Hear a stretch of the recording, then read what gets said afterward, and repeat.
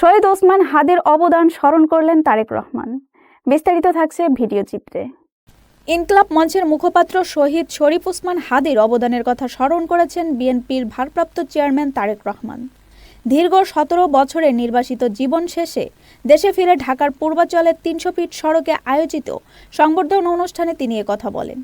সংবর্ধনা মঞ্চে প্রায় 16 মিনিটের বক্তব্যে তারেক রহমান বলেন, কয়েকদিন আগে শহীদ ওসমান হাদি দেশের মানুষের অর্থনৈতিক অধিকার ফিরিয়ে দেওয়ার স্বপ্ন দেখিয়েছিলেন। তিনি বলেন, 1971 ও 2024 সালে যারা শহীদ হয়েছেন তাদের রক্তের ঋণ শোধ করতে হলে একটি প্রত্যাশিত বাংলাদেশ গড়ে তুলতে হবে।